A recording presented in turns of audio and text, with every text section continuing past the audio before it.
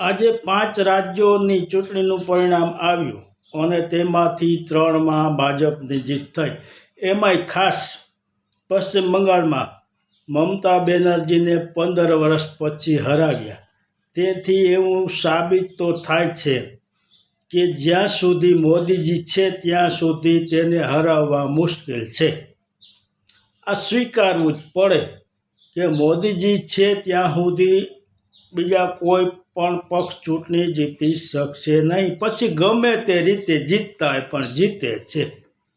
આપણે અહીં હતું કે આ વખતે સ્વરાજ્યની ચૂંટણીમાં ભાજપની હાર થશે અને ઘણી સીટો આવશે, પરંતુ નહીં, પરિણામ શૂન્ય આવ્યું.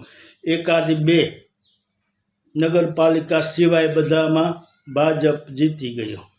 અને પશ્ચિમ બંગાળમાં તો ઝાલમુરી ખાઈને જીતી ગયું ભાજપ. બોલો, ઝાલમુરી પ્રખ્યાત થઈ ગઈ. હવે આ જે ઝાલમુરીનો વ્યવસાય ધંધો કરતા છે એને બખમ બખાશે. હવે તેની ઝાલમુરી હાલ છે. અને આપણે તો આપણા મંત્રીમંડળમાં પણ ઝાલમુરી આવી ગયા. આજે આપણા મંત્રીમંડળમાં ઝાલમુરીનો પ્રોગ્રામ છે. બોલો, ત્યાં ઝાલમુરી પ્રખ્યાત થઈ ગઈ અને આપણા મંત્રીઓ પણ ઝાલમુરીનો પ્રોગ્રામ રાખીને બેઠા છે.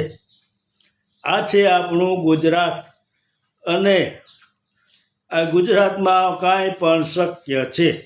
ઝાલમુરી ખાઓ અને જીતો. જય માતા.